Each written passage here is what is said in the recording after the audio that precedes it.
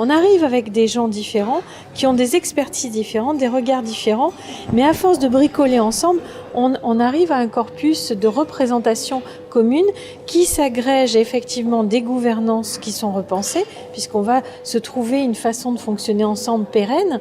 Et là, on a vu que sur les 15 ans qui viennent de passer, on a quand même beaucoup eu notre ego qui a été mis à mal, quoi. Et là, enfin, on fait primer le bien commun et enfin, on fait primer le vivant pour dire on va dépasser ça pour arriver à coopérer et à réussir. Et on a de la même façon plein d'organisations qui sont ce qu'on appelle le no-management, le management latéral, le management organique, l'entreprise libérée, ça n'a pas encore trouvé son nom, tout ça, mais on a des formes d'organisation dans des entreprises ou dans des régions, la démocratie participative, etc. Surtout en Amérique latine, d'ailleurs, c'est là où c'est le plus innovant en termes de nouvelles formes démocratiques.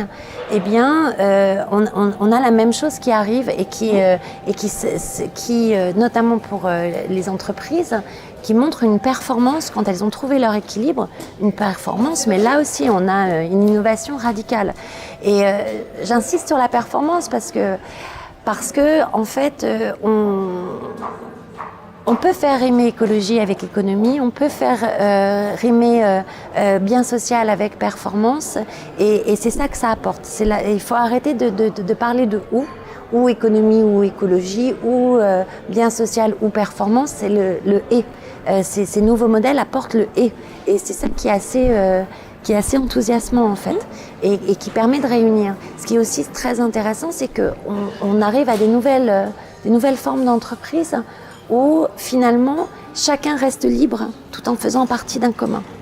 C'est-à-dire qu'on a des sortes de méta-entreprises qui sont en train de se créer, où on est des petites structures mais qui s'associent pour des projets. Voilà, c'est des écosystèmes. Et du coup, chacun reste libre tout en faisant partie de ressources communes. Voilà, c'est très nouveau. Hein. On est dans une agilité qui repense aussi l'institutionnalisation, l'administration, la façon de modéliser les choses. Je veux dire, le nombre d'initiatives qui sont faites autrement qu'en ayant des associations. Avant, c'est rigolo de voir d'ailleurs, les gens de l'ancien paradigme, ils font, ou du paradigme encore dominant, ils font tous des associations. Mais on a du mal à avoir d'autres formes oui, non, mais je veux dire, aussi. ce qu'il y a de rigolo, oui, ça c'est la remise en cause des institutions, mais ce qu'il y a de rigolo, c'est de voir le nombre de gens qui agissent sans structure. Parce qu'ils en ont plus besoin. Et il n'y a que le jour où on leur demande de faire un chèque et d'avoir 3 trucs, ils vont faire le modèle associatif, mais pour lequel ils veulent une autre type de gouvernance, etc. Ouais. Mais c'est très amusant de voir que les gens s'agrègent autour de, effectivement, une vision et quelque chose qu'ils ont envie de faire, et ils se moquent éperdument de savoir si d'abord ils sont dans une AG ou pas. C'est vraiment accessoire. Donc c'est très amusant de voir cette organisation organique, précisément, qui a une agilité qui donne envie aux plus grands.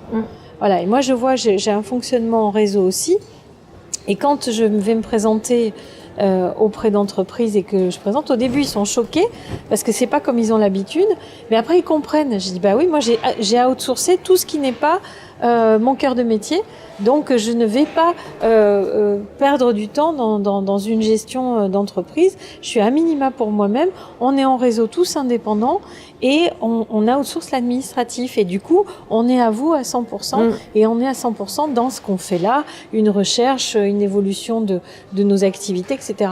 Et au bout d'un moment ils disent ah mais on en rêverait en fait, et ça bascule à l'envers. Au départ mais ils sont pas comme nous, c'est bizarre, est-ce qu'on peut les croire, ah non, mais ils ont une des clés d'agilité, on en voudrait.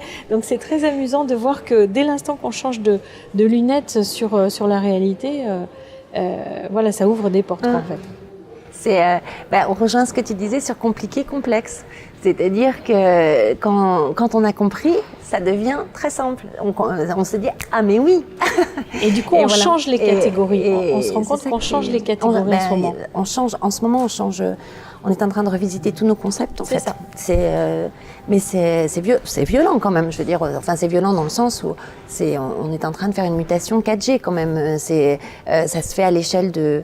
Moi je trouve qu'elle a commencé vraiment dans les années 70 en fait. On commence à avoir ça dans les années 70 et où ça ça émerge un peu partout. Et là, c'est en train de converger, donc de prendre de la puissance. Et là, c'est en plus avec la puissance qu'amène Internet, etc., on est en train d'aller très très vite, oui, d'aller très très vite. Et est-ce qu'on ira assez vite par rapport aux enjeux écologiques, c'est toute la question. Mais moi, je trouve qu'on va quand même très très vite. Et les réseaux sociaux permettent d'accélérer ces partages d'informations et de permettre d'accélérer le mouvement des transformations. Et comme c'est, en parlant des réseaux sociaux, je profite pour dire juste une dernière chose qui me semble, parce que là on vient de parler surtout du beau côté des choses, c'est que c'est une économie de l'intelligence, c'est une économie de la donnée, c'est une économie de la collaboration, qui fait donc énormément appel à Internet. Et ce qu'on est en train de voir, justement, c'est faire émerger, il est en train d'émerger un capitalisme de l'intelligence, un capitalisme de la donnée, avec des géants qui ont accès à nos données, alors que nous, on n'a pas accès comme ça à l'ensemble des données. Je pense à des Google, des Facebook, voilà, les très grands de l'Internet, mais qu'on retrouve aussi dans le brevetage du vivant, hein, qui vont aussi s'approprier comme ça l'intelligence du vivant. Et ces sociétés-là ne redistribuent pas la richesse. C'est-à-dire qu'elles nous permettent de communiquer. Donc on a une vraie rentabilité sociale, on a des vraies plus-values sociales et tout ce qui émerge n'émergera pas aussi facilement, je pense, sans ça. Mais par contre, on n'a pas la gouvernance qui va avec, et avec une redistribution de la rentabilité qu'on génère tous. Et sur ça, on est sur un nouveau capitalisme qui est profondément dans le paradigme ancien et qui pose des problèmes démocratiques et de gouvernance qui sont quand même énormes.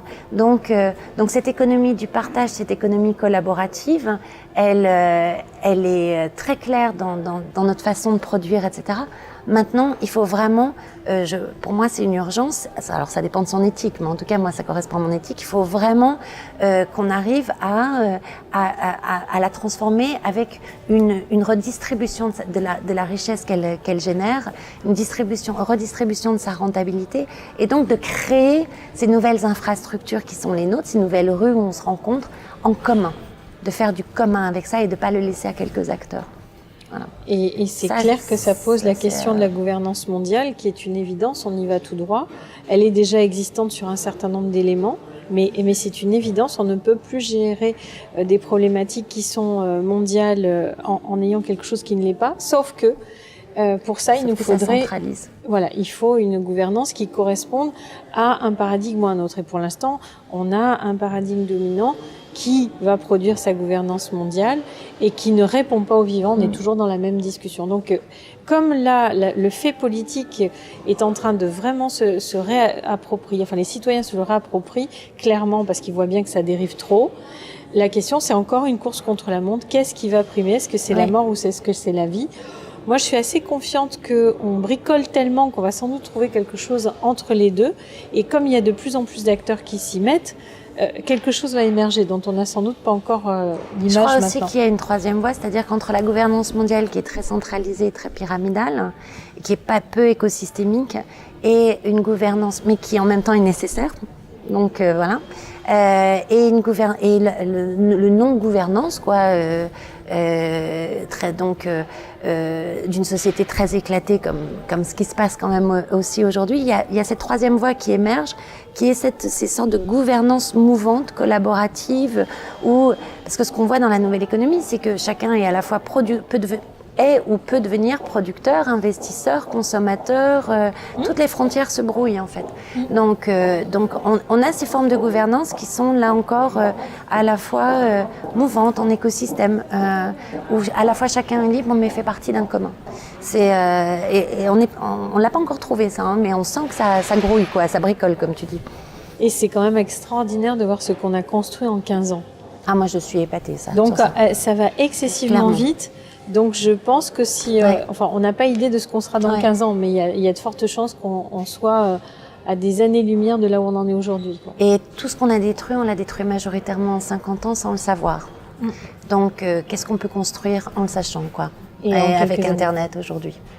Si on envisageait un mot de la fin, qu'est-ce que tu dirais pour conclure? Qu'est-ce qui serait le plus précieux comme message à partager? qu'on ait vraiment un changement de voie possible et qu'aujourd'hui ça dépend de nous tous d'y croire et de l'accepter et de faire le choix en fait. Voilà. Tout ce dont on parle, ça ne vient pas spécialement en concurrence, notamment au niveau local, mais par contre ça se choisit. Cette nouvelle économie, ces nouveaux paradigmes, ils se choisissent. Et une fois qu'on les a choisis, on peut les mettre en œuvre, on peut les appliquer. Et tout ça, tout ça n'est pas non plus une volonté qui vient d'en haut. Ça se fait nécessairement en collaboration avec les autres. Donc je pense qu'on peut passer à la nouvelle économie très vite. En fait, on a tout autour de nous, mais il faut que ce soit un choix et il faut le faire avec ce qui existe autour de nous, avec les autres acteurs. Voilà. Merci Isabelle. De rien, c'est moi.